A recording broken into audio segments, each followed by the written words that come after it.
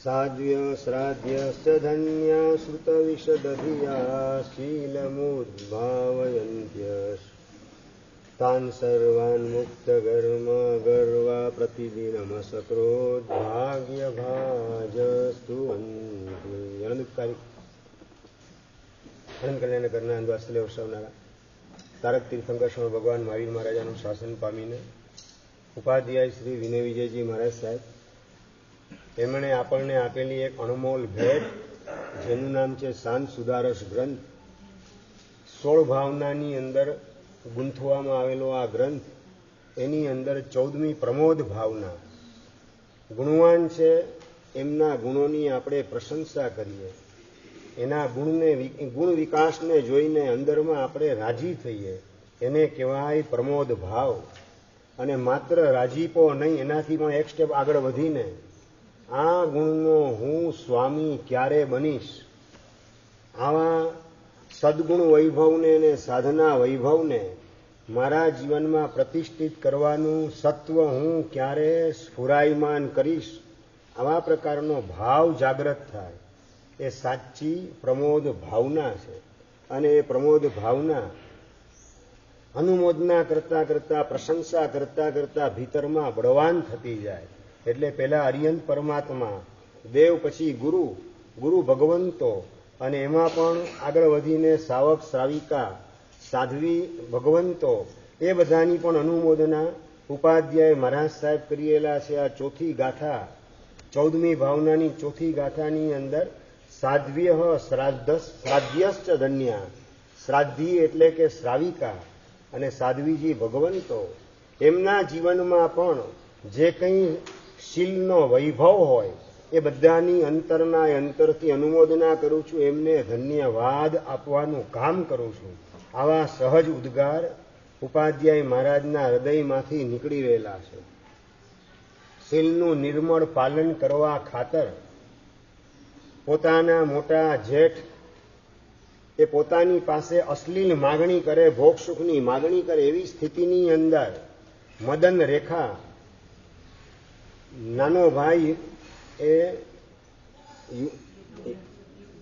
યુગબાહુ અને મોટો ભાઈ મણિરથ અને નાનો ભાઈ યુગબાહુ, એની પત્ની મદન રેખા, એના ઉપર નજર બગાડેલી છે મણિરથે, પોતાના જેઠે. અને એના પ્રત્યે પણ અંદરમાં દ્વેષ દુર્ભાવ નહીં. અને નંબર 2, પોતાના શીલની સુરક્ષા માટે એની માગણીનો સદંતર ઇનકાર કરવાનું કામ કરે છે. યુગબાહુનું ખૂન કરવાનું કામ મણિરથ કરે પોતાની જાતે જ. અને એવી સ્થિતિની અંદર પણ પોતાના મનને જરાય ચલાયમાન કરવાનું કામ મદન રેખા કરતી નથી. બસ પોતાના શીલની સુરક્ષાનો વિચાર કરે છે. આ બાજુ ખૂન કરી અને ભાગતો મોટો ભાઈ નાના ભાઈનું ખૂન કરીને ભાગે રાતના સાંજના સમયે. અને શાસ્ત્રકાર કહે છે ઉગ્ર ભાવથી કરેલા પાપ એનું તત્કાળ ફળ મળે છે. અને ભાગતા ભાગતા સાપ ઉપર આવેલો, સાપની પૂંછડી ઉપર આવેલો પગ, સાપે માર્યો ડંખ અને ત્યાંને ત્યાં યમ શરણ થઈ જાય મણિરથ. મણિરથનું શબ ત્યાંને ત્યાં પડ્યું રહ્યું અને મણિરથનો આત્મા સીધો 7મી નરકની અંદર ફેંકાઈ ગયો. પણ આ બાજુ મદન રેખા, એને ખબર નથી કે મારા પતિને મારીને એનો મોટો ભાઈ એ મરી ગયેલો છે. એ બગીચાની અંદરથી ભગવાનનું કામ કરે. અને ભાગતી એવી મદન રેખા, પેટની અંદર હજી જીવ રહેલો છે, સગર્ભ અવસ્થાની અંદર. અને એવી સ્થિતિની અંદર જંગલ તરફ ભાગી રહેલી મદન રેખા, બસ મારે મારા શીલની રક્ષા કરવી છે, આવા પ્રકારના ભાવથી મદન રેખા ભાગી રહેલી છે. અને એવી સ્થિતિની અંદર જંગલમાં ઝાડની નીચે પોતે બેસેલી છે. અને એવી સ્થિતિની અંદર પોતાને સુવાવડ થઈ.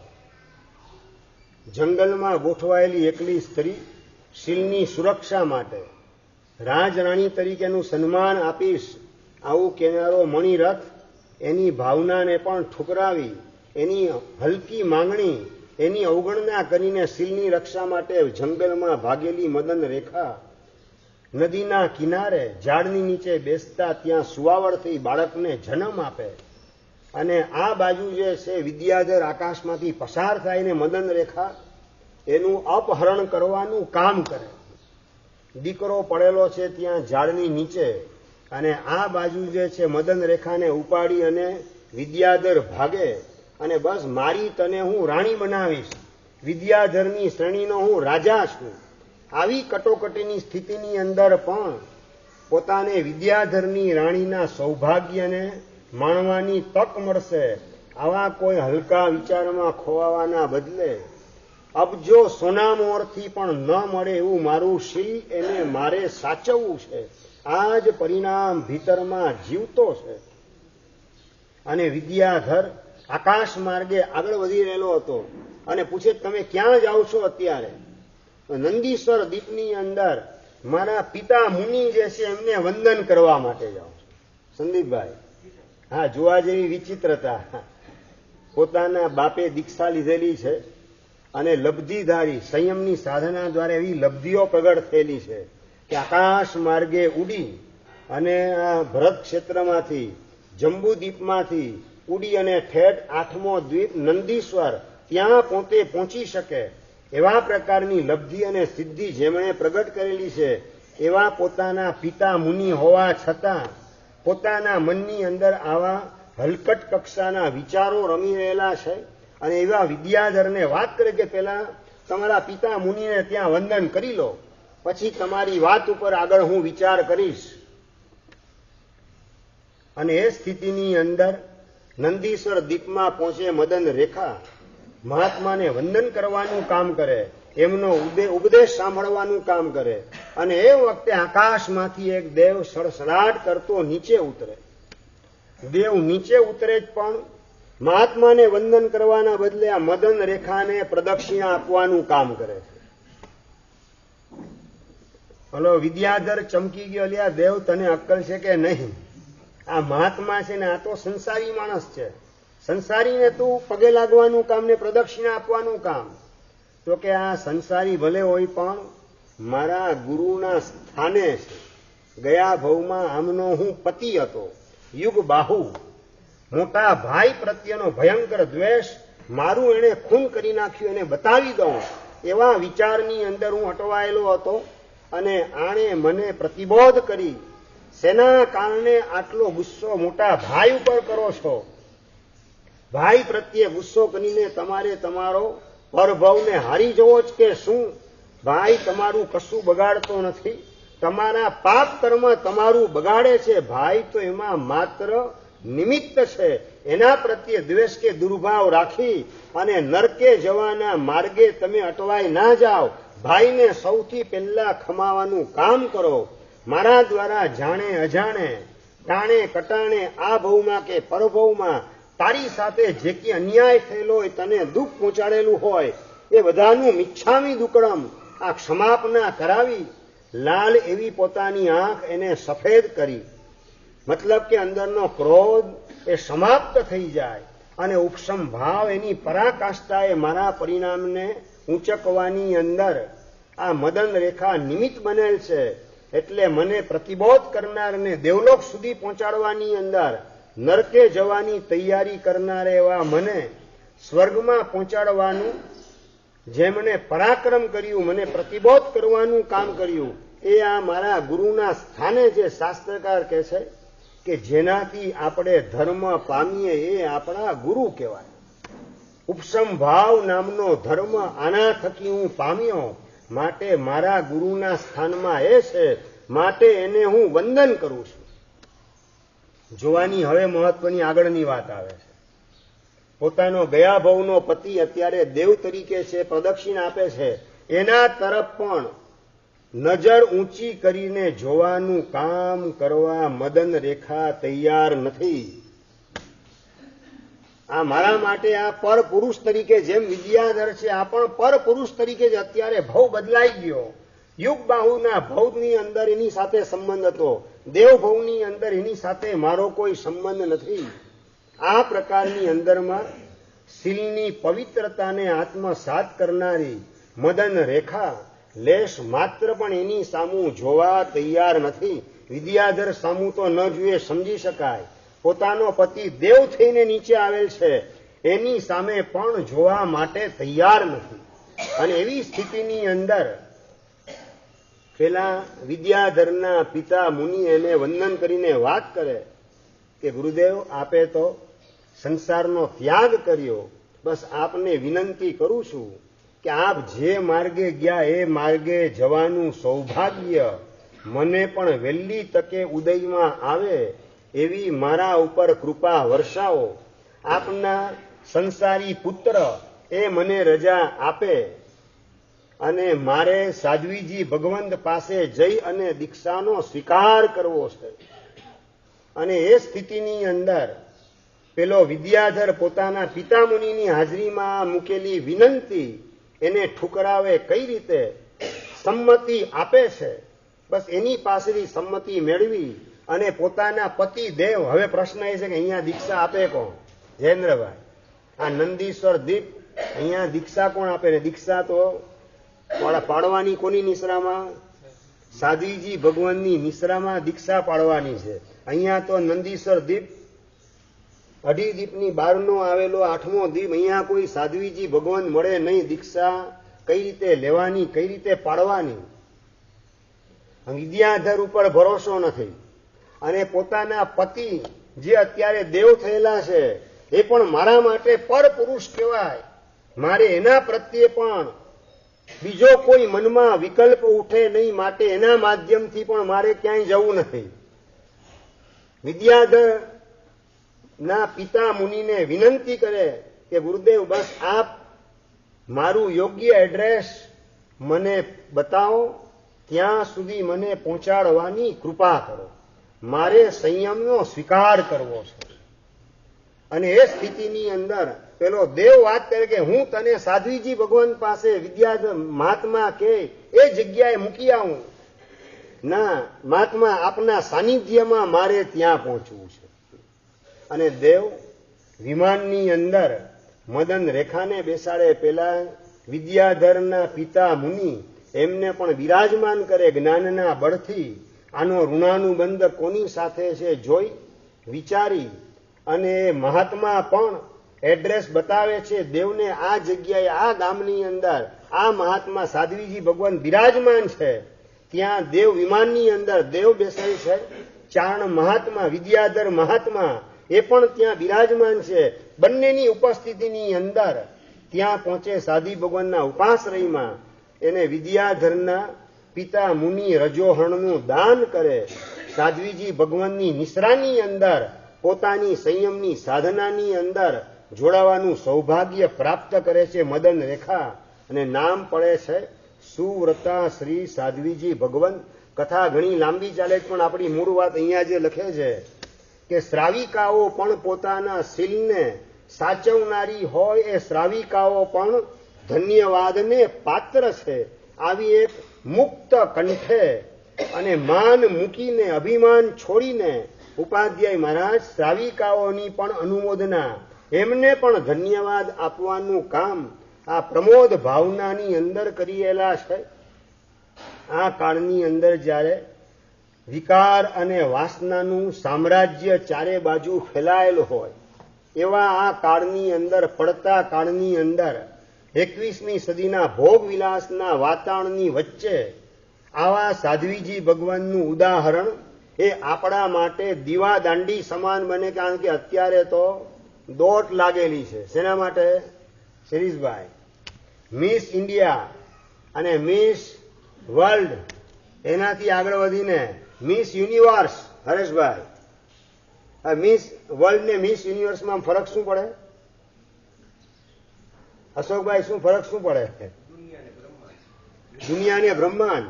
એટલે બ્રહ્માંડમાં એટલે મંગળ ને ગુરુ ગ્રહ ઉપરથી કોઈ સ્ત્રીને લાવી અને એવોર્ડ આપવાનો છે એમ કે માત્ર ઉલ્લુ બનાવવાના ધંધા છે? આજે આ ફુલિશ લર્નેડ મેન અને વુમેન એની સંખ્યામાં વધારો થતો જાય છે.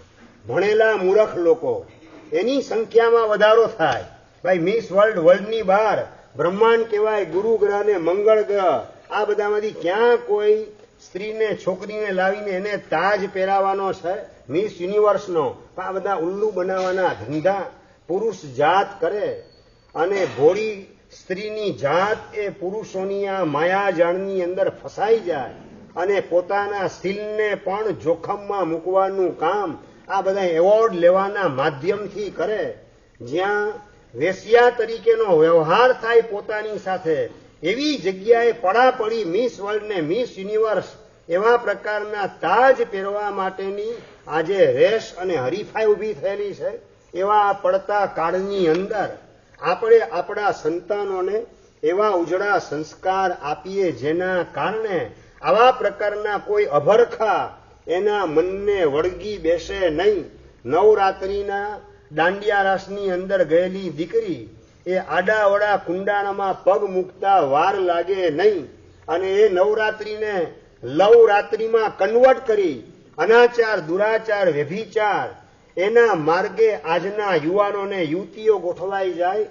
લેબલ ધર્મનું હોય અને પ્રવૃત્તિ માત્ર પાપની ચાલતી હોય એવા પ્રકારનો આજે એક રાફડો ફાટી રહેલો છે પ્રવૃત્તિઓનો. એવી પ્રવૃત્તિઓનો શિકાર આખી દુનિયાને તો આપણે અટકાવી શકતા નથી, પણ કમસે કમ આપણા સંતાનો આડાઅવડા કુંડાણામાં પગ મૂકીને ફસાઈ ન જાય. અબજો ડોલરથી ખરીદી ન શકાય એવી શીલની પવિત્રતા, સદાચારની સુવાસ એના જીવનમાંથી છીનવાઈ ન જાય એ જોવાની ઘરના વડીલ તરીકે, માતા પિતા તરીકે, દાદા દાદી તરીકે, કાકા કાકી તરીકે મારી જવાબદારી છે. આ ગંભીરતાથી આ જવાબદારીને વહન કરવાનું તમારે સૌએ કામ કરવાનું છે. મુલુંડની છોકરી, પિતાજી નામ સુનિલભાઈ, કોલેજે એન્ટ્રી આજે પહેલા જ દિવસે થઈ રહેલી છે. છોકરીની કોલેજ તરફ જઈ રહેલી છોકરી એને પિતાજી વાત કરે છે કે દીકરી હવે સ્કૂલ તારી પૂરી થઈ, સ્કૂલ લાઈફ પૂરી, હવે કોલેજની લાઈફ શરૂ થાય છે અને કોલેજ લાઈફની અંદર કોઈક તને સ્મોકિંગ કરતી છોકરી પણ દેખાશે, કોઈક ડ્રિંકિંગ કરતી પણ દેખાશે, કોઈક નોનવેજ એના પનારે પડેલી પણ છોકરી દેખાશે. અને બેટા, હું તારી પાછળ કોઈ પોલીસને કે સીઆઈડીને ગોઠવનારો નથી, પણ મને વિશ્વાસ છે કે મારી દીકરી ક્યાંય આવા પ્રકારની આભડછેટ એનો ભોગ બનશે નહીં એની મને પૂરેપૂરી ખાતરી છે. અત્યાર સુધી મેં અને તારી માતાએ આપેલા સંસ્કાર એના ઉપર અમને ભરોસો છે કે કોલેજની ગમે તેટલી બગડેલી હવા હોય એનો ચેપ તને લાગશે નહીં. અને જો બેટા તને ચેપ કોલેજનો લાગ્યો અને એ સમાચાર મને મળશે તો બેટા તારા પિતા સમાચાર સાંભળતાની સાથે હાર્ટ એટેક આવીને પરલોક ભેગા થઈ જશે. એની નોંધ ગંભીરતાથી તારા મગજની અંદર લેવાનું કામ કરજે. હરેશભાઈ, નિરંજભાઈ, તમે તમારા સંતાનોને કોલેજમાં મોકલો ત્યારે આવી કોઈ હિત શિક્ષા, એના આત્માની કાળજી, સંતાન પ્રત્યે પહેલા પણ વાત કરેલી હતી કે સંતાન પ્રત્યે રાગ તમને છે પણ સંતાન પ્રત્યે પ્રેમ કેટલો. સંતાન પ્રત્યે રાગ એટલે મારો દીકરો કે દીકરી દુખી ન થાય એવા પ્રકારના ભાવ છે, પણ મારો દીકરો કે દીકરી પાપી ન બને એવા પ્રકારની ભાવના મા બાપ તરીકે તમારી પાસે કેટલી મળે. સંતાન પ્રત્યેનો આ પ્રેમ છે. આડા અવડા કુંડાળામાં મૂકી અને જમાનાવાદ એના રવાડે ચડી અને પોતાના જીવનને બરબાદ કરવાની ભૂલ મારા સંતાનો ન કરે એની હિત શિક્ષા આપવાનું કામ હું કરું. આવા પ્રકારનો વિચાર તમને કેટલો આવે? રાહુલભાઈ, પારસભાઈ, વિચાર કેટલો આવે? તમે તમારા દીકરા દીકરીને આવું કંઈ કહી શકો? ચાલો બીજી એક વાત કરું. આવું કંઈ કહી શકો ખરા કે કેટલા પહેલા તમારે ડરવું પડે? મને ખબર નથી શું હકીકત છે, અંજારમાં કેવું વાતાવરણ છે અમરભાઈ મને ખબર નથી. તમારા દીકરા દીકરીને કંઈ પણ કહેવું હોય તો બે ધડક કહી શકો દર્શનભાઈ કે કેટલા પહેલા વિચારવું પડે કે એને ખોટું તો નહીં લાગે ને, એ સામું તો નહીં બોલે ને, એ સ્વચ્છંદતા તો નહીં દેખાડે ને, મારું ઇન્સલ્ટ તો કરી નહીં નાખે ને. અલ્પેશભાઈ, તમારા મનમાં જે વિચાર આવે સંતાનને બે ધડક કહી શકો કે વિચાર કરવો પડે. પેલાના કાળની અંદર શિરીષભાઈ, તમે છે ને તમારા પિતાજીને, દાદાને, કાકા બધાથી ડરતા હતા. એવો કાળ હતો કે સંતાન હોય, આશ્રિત લોકો હોય, પપ્પા મમ્મી, દાદા દાદી, કાકા કાકી બધાથી ડરતા હોય ને ફફડતા હોય. આજે આખું શીર્ષાસન થઈ ગયું છે. સમજી ગયા હું શું કહેવા માંગુ છું? આજે પપ્પા ને મમ્મી છે ને દીકરા દીકરીથી ડરતા હોય. બેટી તારે નવરાત્રીમાં જવાનું નથી રમવા માટે, એ કેવું હોય તો મમ્મીને 1000 વિચાર કરવા પડે. અને નવરાત્રીમાં જવાની ના પાડી. અમદાવાદમાં બનેલી સત્ય ઘટના, પપ્પાએ ના પાડી, બેટા નવરાત્રીની અંદર તને હું જવા નહીં દઉં. નવરાત્રીમાં પહેરવાના નવા કપડા લઈને આવેલી દીકરી ઘરની અંદર એ કપડા પહેરીને ફરે છે. અને એ કપડા જોઈ અને પિતાના મનની અંદર વિચાર આવે છે કે આ ઉદ્ભટ વેશ, અને એ લઈ અને નાચવાનું કામ, દાંડિયા રાસ રમવાનું કામ કરશે તો એના શીલની સુરક્ષા કઈ રીતે રહેશે? કોઈ પણ યુવાન એને જોશે તો મનનો ભાવ બગડ્યા વિના રહેશે નહીં. અને પિતા એને ના પડે, બેટા તને હું નવરાત્રીની અંદર રમવા માટે નહીં જવા દઉં. આ પિતાએ વાત કરીને રાતના 9 વાગે દીકરી જવા માટે નીકળે ને પિતાજી દરવાજા પાસે જ ઉભેલા છે, તને કોઈ પણ હિસાબે નહીં જવા દઉં. આ સત્ય ઘટના બનેલી અમદાવાદની અંદર. અને પિતાને દીકરીની વચ્ચે થયેલો બોલાચાલીનો સંઘર્ષ અડધો કલાક, પોણો કલાક, કલાક સુધી ચાલ્યો. માં વચ્ચે પડીને વાત કરે, જવા દો ને, જવું તો બધા એની બેનપણીઓ બધી જાય, એની આડે જશે, તમે ચિંતા ના કરો. ના, મારે એના આત્માની ચિંતા કરવી પડે એમ છે. આ ઉદ્ભટ વેશ અને રાત્રિનો સમય, એકાંત, અંધકાર ને અનુકૂળતાઓ, અને યુવાનો એટલે વાસના ભૂખ્યા વરુઓ જ્યાં ચારે બાજુ ફરતા હોય એની વચ્ચે સસલા જેવી મારી દીકરીની સલામતી શી? પોતાની પત્નીને પતિ વાત કરે દીકરીના શીલની સુરક્ષા માટે, પણ માં પણ એટલે પોતાની પત્ની પણ પોતાની દીકરીના પક્ષમાં ગોઠવાઈ ગયેલી છે.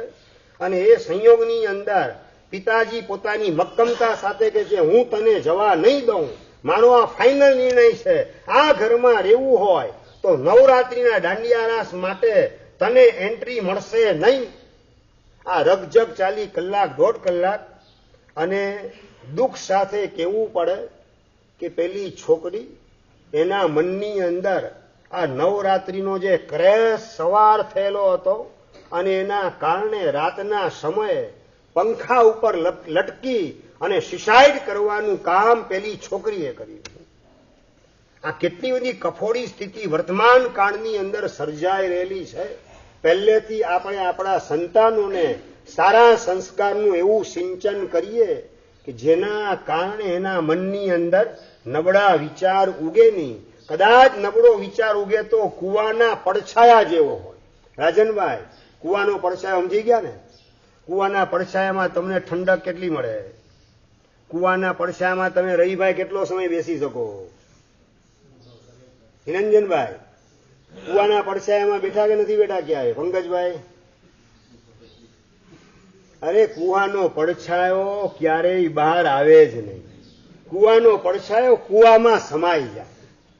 એમ મનમાં ઉઠેલા નબળા વિચારો ન જ ઉગે એમ નહીં. કર્મના ઉદયથી ને નબળા નિમિત્તના કારણે નબળા વિચાર અંદરમાં ઉગે, પણ સજ્જન વ્યક્તિ એ છે, ખાનદાન વ્યક્તિ એ છે કે મનમાં ઉઠેલા નબળા વિચાર એ કુવાના પડછાયા જેવા હોય. મનમાં ઉઠેલા વિચાર મનની અંદર સમાઈ જાય, વચન દ્વારા વ્યક્ત થાય નહીં, અને કાયાની અંદર એનું અમલીકરણ શક્ય ક્યારેય બને નહીં. એવી સ્થિતિ સજ્જનોની હોય.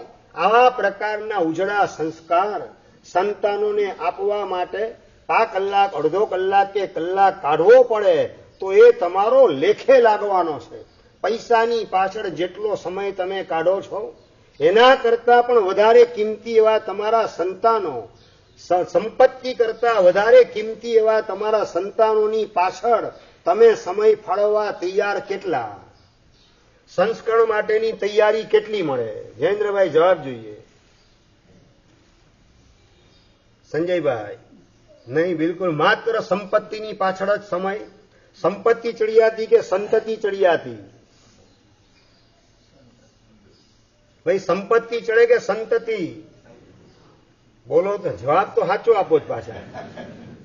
નીતેશભાઈ, આ સંતાન એ સંપત્તિ અને સત્તા કરતા પણ ચડિયાતી ચીજ છે એવું સમજનારા એ સંતાનોને સાચવવા માટે પ્રયત્ન તમે કેટલો કરો? સંપત્તિને સાચવવા માટે, એની જાળવણી માટે જેટલા મનમાં વિચાર ચાલતા હોય એના 50% પણ વિચાર તમારા સંતાનની જાળવણી માટે મનમાં ચાલે કે ન ચાલે? જવાબ જોઈએ સંદીપભાઈ. ભાઈ સંપત્તિ થોડી વધી જાય, સંપત્તિનું કદ વધે એટલે ક્યાં ઇન્વેસ્ટ કરવા, આ રૂપિયા ક્યાં ગોઠવવા, શેરમાં ગોઠવો કે ગોલ્ડમાં ગોઠવો કે MCX બજારની અંદર, શેર બજારમાં ક્યાં એને ગોઠવવા, વધારે વળતર ક્યાં મળે, એની વૃદ્ધિ ક્યાં થાય, આ જ વિચાર મૌલિકભાઈ ચાલે કે બીજા ચાલે? કીર્તિભાઈ, સંપત્તિ વધે એટલે એને ક્યાં, એની સાચવણી કઈ રીતે કરવો એનો વિચાર આવે. તો સંતાન વધે એટલે એની ઉંમર વધે એમ એને સાચવવાનો વિચાર કેટલો આવે? બિલકુલ નહીં. એ આપમેળે વધે. સમજી રાખો કે સંતાનને છે ને ઉંમર લાયક બનાવવા માટે તમારે 1% મહેનત કરવાની જરૂરત નથી. એ આપમેળે છે ને તમારા દીકરા દીકરી ઉંમર લાયક થતા જશે. સમય પસાર થાય આપમેળે સંતાનો ઉંમર લાયક થઈ રાખશે. પણ સંતાનોને લાયક બનાવવા માટે તો લાખ મહેનત તમારે કરવી પડશે.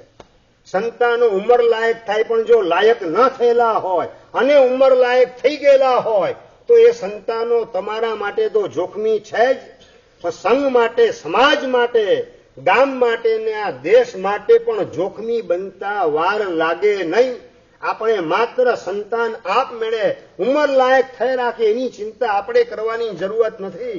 એવા પ્રકારની કોઈ ગલત ફહેમીની અંદર, ગેરસમજણની અંદર અટવાવાના બદલે ઉંમર લાયક આપમેળે થાય એની સાથે લાયક બને એના માટે મમ્મી પપ્પા તરીકે, દાદા દાદી તરીકે મારે મારી ફરજ બજાવવાની અંદર જરાય ઊણા ઉતરવું નથી, એમાં જરાય ઓછાશ કે કચાશ રાખવી નથી. આવો વિચાર ભીતરમાં કેટલો સ્પર્શે?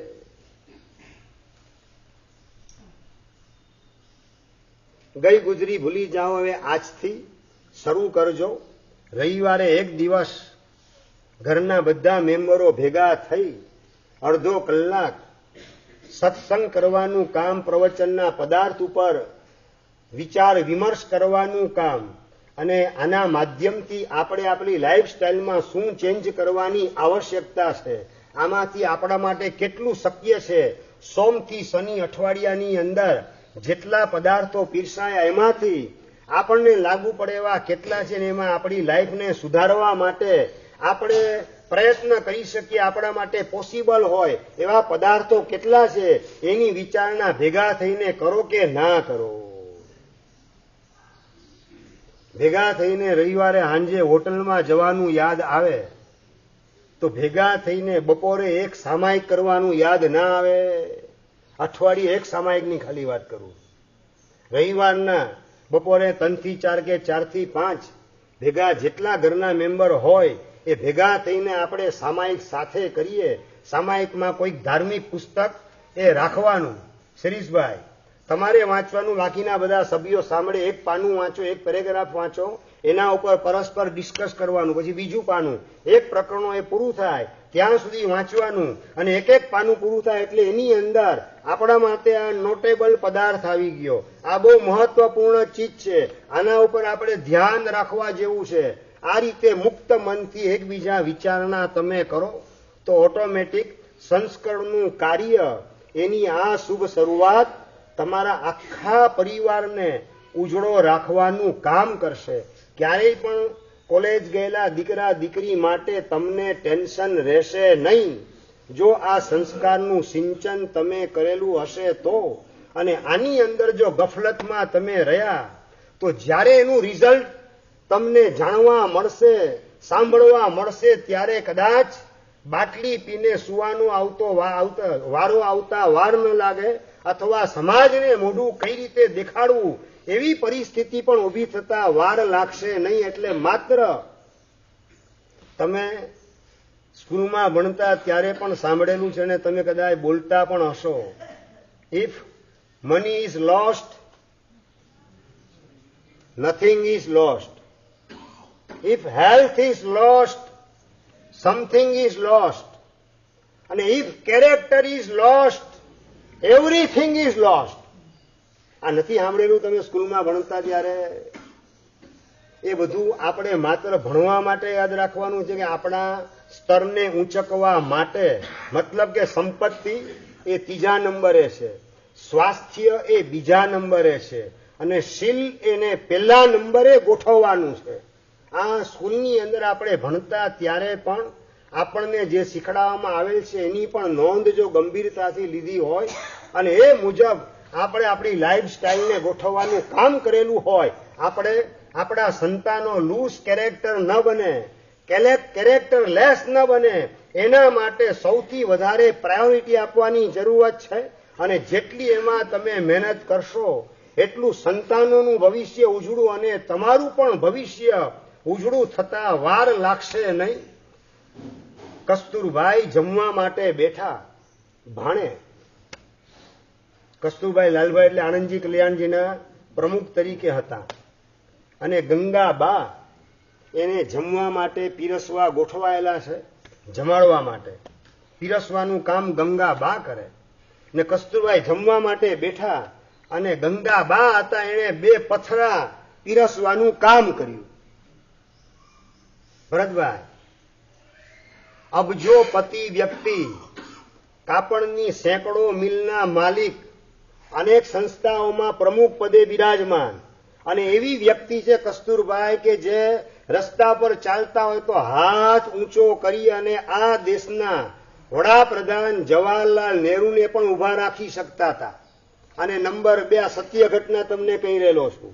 અને નંબર 2, આ કસ્તુરભાઈ એવી વ્યક્તિ છે જેના ઘરે અમદાવાદ જ્યારે પણ તત્કાલીન ભારતના ગૃહપ્રધાન હોમ મિનિસ્ટર સરદાર વલ્લભભાઈ પટેલ જ્યારે પણ દિલ્હીથી અમદાવાદ આવે ત્યારે ઉતરવા માટેનું એકમાત્ર એમનું સ્થાન એટલે કસ્તુરભાઈ લાલભાઈનો બંગલો.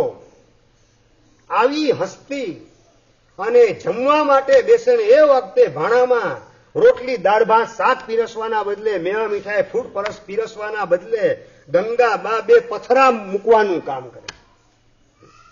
આવી ડેરિંગ કરવાની તાકાત તમારા લોકોની ખરી કે નહીં?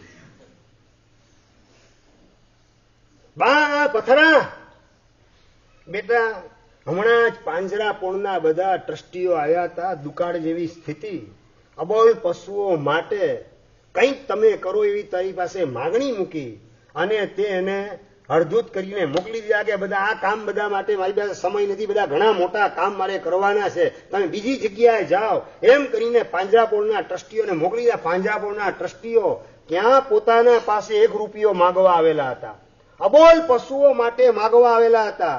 અને તું લખાવતો એ લોકોને ખાતરી હતી કે તું લખાવતો તારી પાછળ અમદાવાદના શ્રેષ્ઠીઓના નામનો ઢગલો થવા માંડે, રૂપિયાનો વરસાદ વરસે અને પશુઓ દુષ્કાળની અંદર સચવાઈ જાય, એવા પ્રકારની શુભ ભાવનાથી મહાજન તારા ઘરના આંગણે ને બારણે આવે અને તું એને હળધૂત કરીને મોકલી દે. અને એ વખતે એ જતા હતા એમનો ઉદાસ ચહેરો મેં જોયો અને મારા મનમાં વિચાર્યો, બેટા તારા કરતા તો મારા પેટે પથરો પાકેલો હોત તો સારું થાત. કમસે કમ દેરાસર કે ઉપાશ્રય બાંધવાના કામમાં તો એ પથરો આવત. તું તો એ કામમાં પણ આવે એવું લાગતું નથી. આ ગંગાબાની કેવી સાત્વિકતા, મનુભાઈ કેવી સાત્વિકતાથી પથરા મૂકવાનું કામ કરે. ત્યાંને ત્યાં ગંગાબાને પગે લાગી મિચ્છામી દુક્કડમ માગવાનું કામ કસ્તુરભાઈ કરે. જેનો રોફ અને રૂઆબ એની તમે કોઈ કલ્પના કરી ના શકો. હાથ ઊંચો કરીને વડાપ્રધાનને જે ઉભા રાખી શકે એનો કેવો પાવર હશે, કેવી હસ્તી હશે.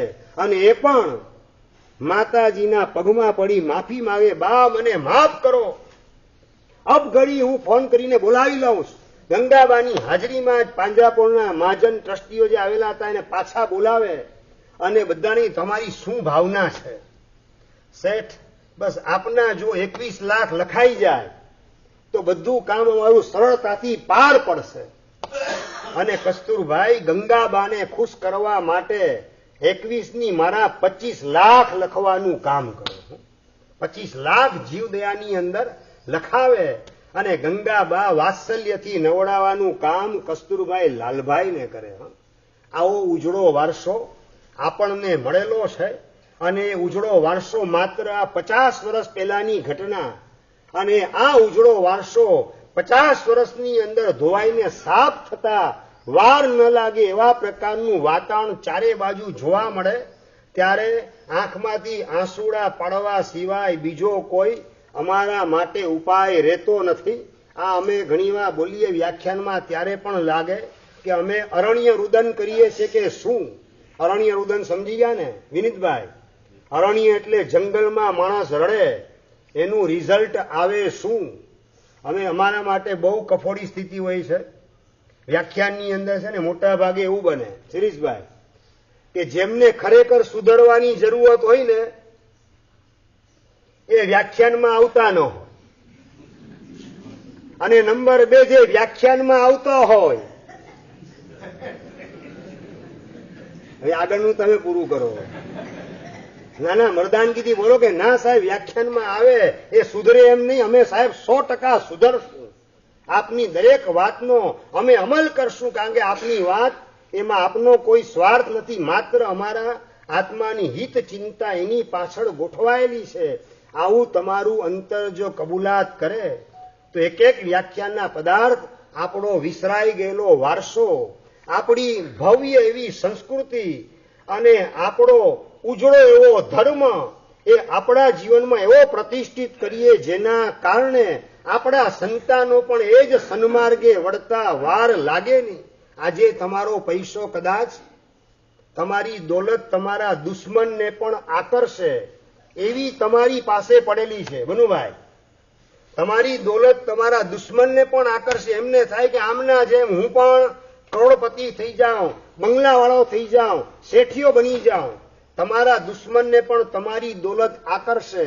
પણ નંબર 2 તમારો ધર્મ તમારા દીકરાને પણ આકર્ષે કે ન આકર્ષે એનો જવાબ હું સાંભળવા માંગુ છું.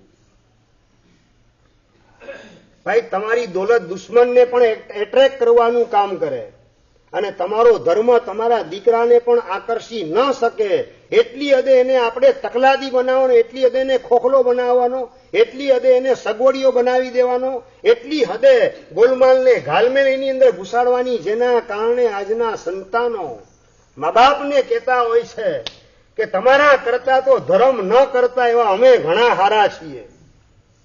આવું પણ ઘણા સંતાનો મા બાપને જવાબ સંભળાવતા હોય છે. ભરતભાઈ આ વર્તમાન કાળની સત્ય અને કડવી હકીકત તમને કહી રહેલો છું બોલતા મને પણ દુઃખ થાય છે પારાવાર કે મારે આ વાત તમને સંભળાવવી પડે. તમારા દીકરાને દીકરી એવો તમારો ધર્મ હોય કે એને આકર્ષી લે. ના પપ્પાની સાથે હું પણ સામાયિક કરવા ગોઠવાઈ જાઉં, દાદીની સાથે હું પણ દેરાસર પહોંચી જાઉં અને કાકીની સાથે હું પણ પ્રતિક્રમણ કરવામાં ગોઠવાઈ જાઉં. આવો સહજ રીતે તમારો ધર્મ તમારા આશ્રિતોને કઈ શા માટે આકર્ષી ના શકે? આપણે ધર્મ કર્યો પણ ધર્મ કરવાની રીત સાચી જાણી નથી. અમૃત પીધું પણ અમૃત પીવાની રીત સાચી કઈ હતી એને પરખવાનું કામ કરેલું નથી.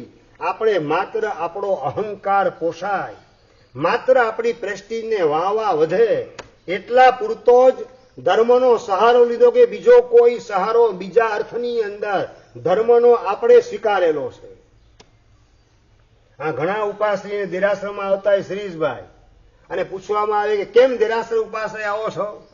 શું કરીએ દીકરા દીકરી મોટા થવા માંડેલા છે અને જો ન જઈએ ને દેરાસર ઉપાશ્રયમાં તો પછી આપણા સંતાનોનું ઠેકાણું પાડવું કઈ રીતે?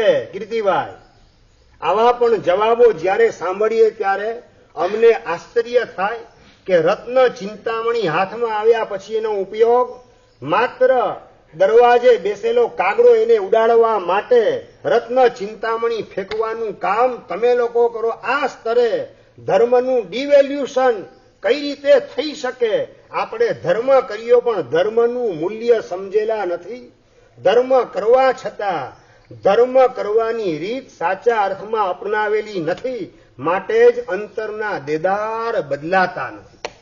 ધર્મ કરે તો દેદાર બદલાયા વિના રહે નહીં, અને એ દેદાર બદલાય એના માટે જ દેરાસર અને ઉપાશ્રયમાં આવવું છે.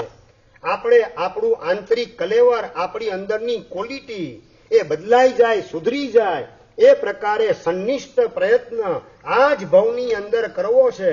એટલે માત્ર સંપત્તિની પાછળ દોડવાના બદલે સંતાનોના સંસ્કરણની પાછળ પણ આપણે મહેનત કરવી છે. ને ધર્મ આપણે જે કરીએ એ પણ એવી રીતે કરીએ કે આપણા સંતાનોને પણ ધર્મ કરવાના ભાવ સહજ રીતે જાગૃત થવા માંડે. બટેટા, ડુંગળી, લસણ એ ઘરની અંદર આવતા જ ન હોય, અને હોટલમાં જઈને પણ દીકરા દીકરી એને લસણ, ડુંગળી વગેરે ખાવાના ભાવ જાગી શકે નહીં. જો હું ખાઈશ અને સમાચાર મમ્મીને મળશે તો મમ્મી દુખી થશે, મારે આ ખાવું નથી. બેનપણી કદાચ મસાલો ઢોસો ખાતી હોય, પોતે પ્લેન ઢોસો ખાઈ અને ઘરે આવે, એવા પ્રકારના ઉજળા સંસ્કાર તમે સંતાનોને આપેલા હોવા જોઈએ. એ દિશાની અંદર આપણે પ્રયત્ન કેટલો કરેલો છે? વેરાવળની અંદર ભરતભાઈ, પ્રતિભાબેન અને પોતાનો નાનકડો દીકરો ભાવેશ રવિવારે સાંજે ભાવેશને ફરવા માટે લઈ જાય. કઈ રીતે લઈ જાય નિરંજનભાઈ ખબર છે? ઘરે પહેલા સૂર્યાસ્ત પહેલા જમવાનું પતાવી અને પછી ફરવા માટે દીકરાને લઈ જાય.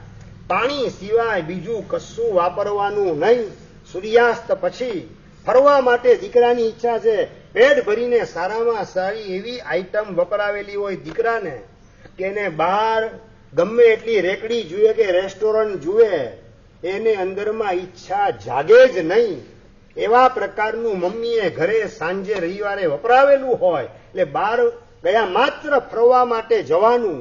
ક્યારેક દરિયા કિનારે જાય, ક્યારેક બગીચે જાય, ક્યારેક ટાવર પાસે જાય, પણ ખાવાનું નહીં ને પીવાનું પણ બહારનું અણગણ પાણી નહીં. બહારનું પાણી પીવું હોટલમાં આમ કેવું આવે દર્શનભાઈ?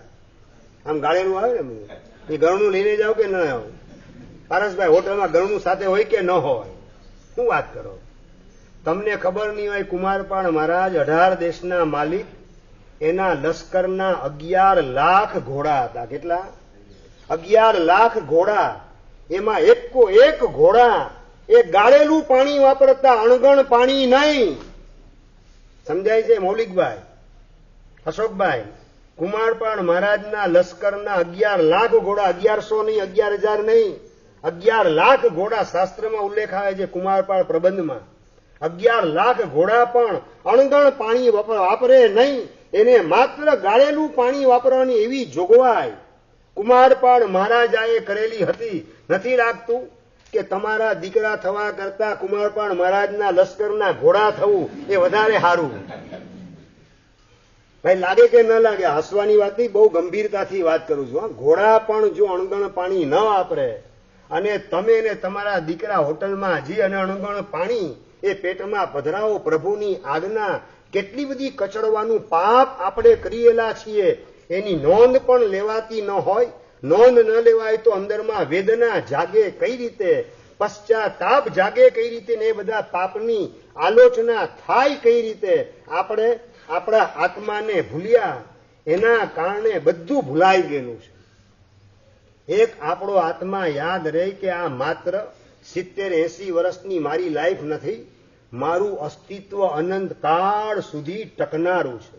અનંતકાળ સુધી મારી હયાતી છે, અને જે કંઈ કરું છું એ બધાનો હિસાબ મારે પોતે પાઈનો હિસાબ ચૂકવવો પડશે. એક પણ પાપ એની સજામાંથી કર્મ સત્તા મને છુટકારો આપવાની નથી. ખુદ ભગવાન મહાવીર મહારાજા એનો 18મા ભવનો હિસાબ 27મા ભવની અંદર બાવળના સૂળ કાનમાં ભોકાવાના માધ્યમથી કર્મ સત્તા જો વસૂલ કરતી હોય તો મારી લાગવક કર્મ સત્તા પાસે કઈ લાગવાની છે? આ ગંભીરતાથી વિચાર કરી અને પ્રભુની આજ્ઞા મેક્સિમમ જેટલી પાળી શકાય એટલી પાડવાનો પ્રમાણિકપણે મારે પ્રયાસ કરવો છે. આવી નિષ્ઠા, આવી ભાવના લઈને તમે જીવતા હશો તો આયુષ્ય બંધાશે તો વૈમાનિક દેવલોક સિવાય બીજો કોઈ હલકો અવતાર તમને ભવાંતરમાં મળી શકે નહીં. જો આ અંદરમાં પ્રભુ પ્રત્યેની નિષ્ઠા અને વફાદારી જીવંત હોય, જાગ્રત હોય તો, અને સંતાનોના ઉજળા જીવન જોઈ અને આપણે રાજી થવાનું હોય, નારાજ ન થવાનું હોય. રાજી થવાનું કે નારાજ? અરે તમારાની બીજાના સંતાન હોય ને સીધી તપ કરતા એમાંય બળતરા કરનારા હોય છે પાછા. હા, કે એનામાં તો અક્કલ નથી, તારામાં અક્કલ નથી, તારા દીકરાને તો સીધી તપ કરાવે આટલો નાનકો છે. અરે ભાઈ, એનામાં અક્કલ છે, મારામાં અક્કલ છે, ને મહારાજ સાહેબ પ્રેરણા એનામાં અક્કલ છે, અને સીધી તપ બતાવનારા ભગવાન એનામાં અક્કલ છે. માટે તો આ બધી આરાધના ચાલે છે. અંદરમાં છે ને કાજી ક્યો દુબલે સારે ગાંવ કી ફિકર, પોતાને એકાશનું કે આંબેલ કરવું ન હોય અને કોક પોતાનો આરાધનાનો સાધનાનો પતંગ ચગાવે સિદ્ધિ તપ સ્વરૂપે, એ જોઈને અંદરમાં બળતરા શરૂ થાય અને લંગર નાખવાનું પાપ આ ભૂલે ચૂકે આપણને શોભી શકે નહીં. હજુ પણ ફરિયાદ સિદ્ધિ તપ કરનારા બાલક બાલિકાઓ એના માતા પિતા દ્વારા મારી પાસે આવતી હોય છે, જાણીને દુઃખ થાય. માતા પિતાને ધન્યવાદ આપવાનું મન થાય, પણ બીજા બધા હમણાં જ વાત કરીને ખરેખર જેને સુધરવાની જરૂરત છે આવતા જ ન હોય. ઘરે જઈને ક્યાં હું સુધારવાનું કામ કરું? સુધારવા માટેની તો આ એક જગ્યા છે, પ્રવચન હોલ. ઘરે ઘરે જઈને સુધારવું એ અમારો કોઈ રાઈટ નથી. જેની ભાવના તરવાની હોય એ પધારે, પણ આપણા સંતાનો, આસપાસના સંતાનો એ બધાને જોઈ અને અંદરમાં હેત જાગે કે મારો સંગ અને મારા બધા તપસ્વી છે, મારા બધા આરાધકો છે. આવો ભાવ સિદ્ધિ તપના તપસ્વીને જોઈ અને ભીતરની અંદર જાગૃત કરવાનો છે. તમને મારી દુકાનને મારું ઘર યાદ આવે, મારો દીકરો ને મારી દીકરી, એવા ભાવ જાગે. પણ મારો સંગ અને મારા તપસ્વી, આવો ભાવ હૃદયને કેટલો સ્પર્શે? જવાબ જોઈએ પંકજભાઈ. મારું ઘર, મારી ઓફિસ, મારી દુકાન, આ બધા ભાવ સ્પર્શે જો મારો સંગ, મારા તપસ્વી, મારા ગુરુ મહારાજ, મારા ભગવાન, આવા પ્રકારનો ભાવ ભીતરને સ્પર્શે કેટલો? આવો ભાવ કેવો સ્પર્શેલો હશે કે મારો સંગ, એને જરાય તકલીફ પડવી જોઈએ નહીં. જરાય પણ આર્થિક દ્રષ્ટિએ મારો સંગ ઘસાવો જોઈએ નહીં. આવી ભાવના ભીતરમાં જાગૃત થઈ અને સંઘે આદેશ આપેલો હતો 11,11,111 ની અંદર સિદ્ધિ તપના તમામ બેસણા કરાવવાનો લાભ માતુશ્રી સોનબાઈ દામજી વિકમસિંહ પરિવાર એમને લાભ આપ્યો. શિરીષભાઈ, તમારી ધારણા એ વખતે 100-125 જેટલા તપસ્વી જોડાશે, આ બધાની અંદર મેનેજ થઈ જશે. આવા પ્રકારની ધારણા રમતી હશે ટ્રસ્ટી મંડળની, અને લાભ અપાયો. પણ અત્યારનું આ વાતાવરણ જોઈ અને અંદરમાં સહજ રીતે ભાવ જાગૃત થાય કે સંઘને ઘસાવવું પડે નહીં, માટે સામે ચાલીને 11 લાખ તો આપેલા હતા, બીજા 4 લાખ એક્સ્ટ્રા આપવાનું કામ હરેશભાઈ ગઈકાલે જ શ્રીષભાઈને 4 લાખ એક્સ્ટ્રા આપીને આવ્યા કે આ સંઘને જરાય પણ ઘસારો પહોંચવો જોઈએ નહીં. મારો સંઘ અને મારા તપસ્વી, કોઈને તકલીફ પડે નહીં. નાણાં કોથળી ઢીલી કરવાની અને ઉદારતાથી સંપત્તિનો વિનિમય કરવાનું ને વાવેતર કરવાનું, આવું અદ્ભુત સૌભાગ્ય ક્યારે પ્રાપ્ત થાય? સંઘ મારો છે, તપસ્વી મારા છે, આવા પ્રકારની લાગણી એ આપણા આત્માની અંદર ગોઠવાયેલી હોય તો જ આવું પરાક્રમ શક્ય બને. બાકી ચડાવો 11 લાખનો હોય અને તમે 12 લાખ આપો ખરા? ભગવાનનું શાસન કેવું જયવંતું છે. 31 લાખની અંદર ઉપાશ્રયના મુખ્ય દાતા તરીકેનો ચડાવો ડિક્લેર થયો. વર્ધમાન નગર, ભુજની બાજુમાં ભુજોડી, એ વર્ધમાન નગરની અંદર ખરતર ગચ્છના ઉપાશ્રયનું નિર્માણ થાય અને લાભ લેનાર ધીરુભાઈ પારેખ, એના મનમાં વિચાર આવે કે 31 લાખની અંદર આ ઉપાશ્રય તૈયાર થાય કઈ રીતે? અને પછી બીજી બધી જગ્યાએ ટ્રસ્ટીઓએ જવું પડે, એના કરતા 31નો ભલે આદેશ આપ્યો પોતાના તરફથી, હું આજ વર્ષે ધજા પ્રસંગે આવેલો અંજારની અંદર, અને અહીંથી પાર્શ્વ વલ્લભ તીર્થમાં ધ્યાન શિબિરના આયોજન માટે ત્યાં ગયેલો હતો, ને વચ્ચે આવે આ વર્ધમાન નગર અને ભૂમિપૂજનનો કાર્યક્રમ, અને ભૂમિપૂજન ઉપાશ્રયને એની અંદર નિશ્રા આપવા માટે હું ગોઠવાયેલો હતો, ને એ વખતે પોતાની સ્વેચ્છાથી 31ની અંદર ઉપાશ્રય થોડો તૈયાર થતો હશે, 31ના બદલે મારા 41 લાખ લખી લો, આવી સામે ચાલીને ઉદારતા, અને એ ઉપરાંતમાં ઉપાસનીમાં જેટલું પર પાટ પાટલા ટેબલ ઘોડાના ઘોડા ખુરશી જે કંઈ પણ ફર્નિચર હોય એ બધાનો લાભ પણ સંઘ મને આપે, આવા પ્રકારની પોતાની ભાવના ડિક્લેર કરવાનું કામ ધીરુભાઈ પારેખે કર્યું. આ ક્યારે શક્ય બને?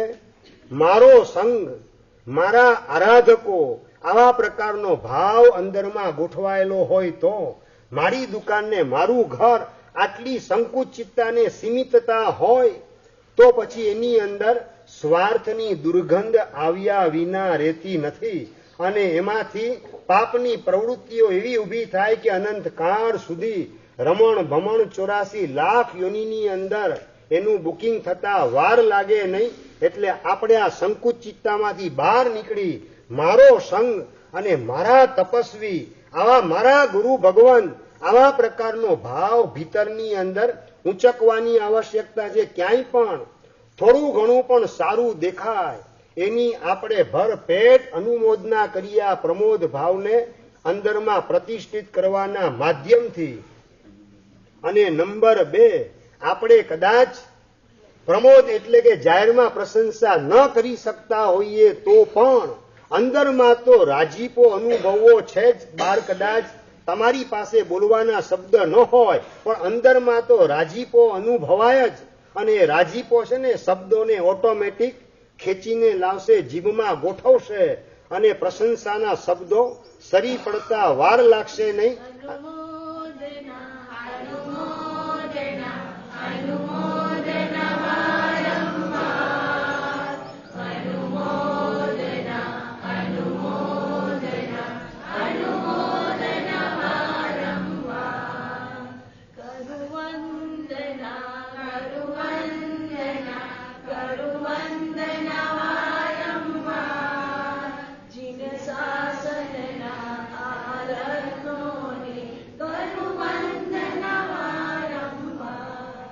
અંબાલાલ ભાઈ પિતાજી, મૂડીબેન માતાજીની સમક્ષ દીકરીએ પોતાની ભાવના વ્યક્ત કરી કે અનંતકાળે મળેલો આ માનવનો મનખો લગ્નના સંબંધે બંધાઈને મારે વેડફી નાખવો નથી. આત્મકલ્યાણ માટે સંયમના માર્ગે ડગલા માંડવાની મારી ભાવના છે. આવા પ્રકારના પોતાના મનોરથ માતા પિતા સમક્ષ રજૂ કરવાનું કામ વિજયા નામની છોકરી કરે. પરંતુ અંબાલાલ ભાઈને મૂડીબેન, ના, કોઈ પણ હિસાબે અમે તને દીક્ષા નહીં અપાવીએ, તને લગ્નના સંબંધે ગોઠવશું. મોહ દશાના કારણે માતા પિતા પરાણે લગ્નના સંબંધે ગોઠવવા માટે તૈયાર થયેલા છે દીકરી માટે, અને લગ્નના સંબંધે ગોઠવાયેલી દીકરી એન્ગેજમેન્ટના દિવસે પણ ઉદાસીનતા છે, લગ્નના દિવસે પણ અંદરમાં કોઈ હરખ નથી, અને એ કાળ મર્યાદા પાલનનો કાળ હતો. એન્ગેજમેન્ટ થાય પછી લગ્ન થાય એની વચ્ચે બંને ક્યાંય ભેગા થઈ શકે નહીં, પરસ્પર વાતચીત પણ કરી શકે નહીં, એવી મર્યાદા પાલનનો ઉજળો કાળ 1950ની આસપાસ બનેલો આ પ્રસંગ. એટલે લગભગ આજથી 75 વર્ષ પહેલાની આ ઘટના. અને એ વખતે પિતાજી એની પાસે રડી રડીને વિનંતી કરે, માતાજીની પાસે વિનંતી કરે, પણ બિલકુલ માતા પિતા બેમાંથી એકેય મચક આપવા તૈયાર નથી. આવતીકાલે તો લગ્નનો દિવસ છે, છોકરી ક્યાં જાય, શું કરે? અશોકભાઈ, તમારી પાસે આવે, તમે શું કરો? જયેન્દ્રભાઈ, મુક્તિભાઈ શું કરો? ધનેશભાઈ, આ છોકરી તમારી પાસે સહાય લેવા આવે, મને કોઈ સહાય કરો, સંયમ માર્ગે હું પ્રવેશ કરી શકું માટે શું કરો જાણવા માંગુ છું. બેન તારા કરમ એવા હશે. આવો જવાબ કે બીજું કઈ? નિરંજનભાઈ શું કરો? સંસાર માનવાની જ વાત. પછી દરેક ભવમાં સંસાર જ લમણે ઠોકાય કે બીજું કઈ? અને સંસાર પણ 84 લાખ યોનીનો ચક્રવર્તીનો નહીં, ઘેટા બકરા કૂતરા બિલાડા બની અને કપાઈ જવાનું કતલખાના વગેરેની અંદર, કબૂતર બનીને બિલાડીના મોઢામાં ચવાઈ જવાનું, ઉંદર બનીને સાપના પેટમાં પધરાવાઈ જવાનું, સસલું બની અને શિયાળના પેટની અંદર ગોઠવાઈ જવાનું, આવી જ દુર્ગતિની પરંપરા, એના રૂપી સંસાર એ તમારા લલાટે ગોઠવાતા વાર લાગે નહીં. આ વિચાર ભીતરમાં કેટલો આવે. બધા સગાવાલા પાસે જાય પણ ક્યાંય રિસ્પોન્સ મળતો નથી. પોતાના જ કર્મોનો ઉદય છે સમજી અને કોઈના પ્રત્યે દ્વેષ કર્યા વગર મેં કોકને અંતરાય કરેલા હશે માટે આ અંતરાય ઉદયમાં આવેલા છે એમ સમજી અને લગ્નના સંબંધે ગોઠવાય છે. પણ ભાવ એકમાત્ર દીક્ષાનો છે. હસ્તમેળાપની ક્રિયા થઈ ગઈ, પ્રદક્ષિણા અપાઈ ગઈ, ફેરા ફરી લીધા લગ્નના ફેરીના, અને બેડરૂમની અંદર ગોઠવાય છે. પતિ જ્યારે પ્રવેશ કરે છે, ખાટલા ઉપર ગોઠવાયેલા એ વિજયાબેન, ઘૂમટ એને તાણેલો છે, ઘૂંઘટ જે છે ઓઢેલો છે માથે, અને પતિ બેડરૂમની અંદર પ્રવેશ કરે અને કાને ડુસકાનો અવાજ સંભળાય છે. ઘૂંઘટ ઊંચો કરીને જુએ છે તો બંને આંખે આંસુના તોરણ બંધાયેલા હતા. હિપકે ભરી ભરીને રડી રહેલી પોતાની પત્ની, અને પતિ ચમકી જાય છે. સંદીપભાઈ, લગ્નનો દિવસ એટલે તમારા માટે જો જાણે કે આપણે હેવનમાં એન્ટ્રી કરીએ છીએ એવા પ્રકારના સપના જોવામાં તમે અટવાયેલા હો, અને એની જગ્યાએ આ છોકરી જે છે એની આંખમાંથી આંસુ નીકળી રહેલા હતા. અને પતિ પૂછે છે કેમ રડે જ કેમ? આ લગ્નના મંગલ અવસર, તમે મંગલ જ અવસર કહો ને, મંગલ ગ્રહ. હા, મંગલ ગ્રહ ને ભાઈ ભલે ને અપમંગલનો ઢગલો અંદર દટાયેલો હોય, પછી બધું એક પછી એક બહાર નીકળતું જાય. લગ્નની આ પ્રથમ રાત ને તું અત્યારે રડે છે કેમ? પ્રોબ્લેમ શું છે? અને એ વખતે વિજયા વાત કરે કે મારી ભાવના તો દીક્ષા લેવાની હતી. પપ્પા ને મમ્મીએ પરાણે આ લગ્નના સંબંધે મને જોડી દીધેલ છે, અને મેં તો ચોથું વ્રત જીવનભર માટેનું લીધેલું છે. એની પણ જાણ કરેલી હતી માતા પિતાને, છતાં પણ પરાણે આ સંબંધે બાંધી દીધેલ છે, અને મારે મારું વ્રત તોડવું નથી, અને એના કારણે મારી આંખમાંથી આંસુ આવી રહેલા છે. આ વર્તમાન કાળમાં બનેલી સત્ય ઘટના તમને કહી રહેલો છું. એ જગ્યાએ પતિ તરીકે તમે હો, એમ જોને તોની ભાષામાં, બનવાનું નથી આવું, પણ જોને તોની ભાષામાં. એવો પુણ્યોદય તમારો નથી કે આવું પાત્ર તમને મળે, પણ જોને તોની ભાષામાં આવું કદાચ બને તો અભિગમ તમારો શું? જયેન્દ્રભાઈ જવાબ જોઈએ. સભાના પ્રતિનિધિ તરીકે તમારે બોલવાનું છે.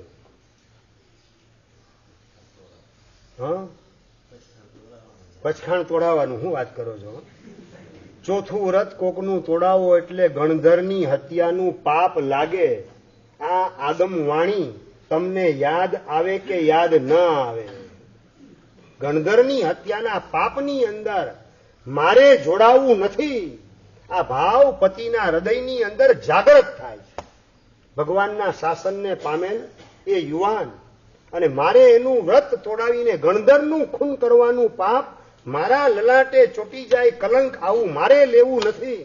અને વિજયા એને વાત કરે છે કે તું ચિંતા નહીં કર, તારા વ્રતને હું ખંડિત નહીં કરું.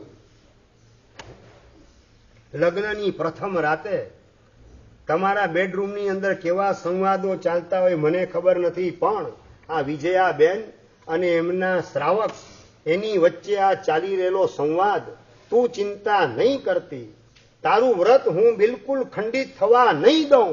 આવા પ્રકારની પોતાની ખાનદાની દેખાડવાનું કામ પતિ કરે છે. ઘરની અંદર જો આ વાત ડિક્લેર થાય, એના માતા પિતા તરીકે કે સાસુ સસરા તરીકે તમે હો, વિજયાના સાસુ સસરા તરીકે તમે હો, અને તમને સમાચાર મળે, શું કરો? મને છે ને વિજયાબેનની કથામાં રસ નથી, મને તમારી કથામાં રસ છે. શું કરો તમે ભરતભાઈ? એ વિજયાના સાસુ સસરા તરીકે તમે ગોઠવાયેલા હો તો તમે કરો શું એ જાણવા માંગુ છું. સંભળાવાનું, મેણા ટોણા, એટલે ખરાબ કામ કર્યું એમ?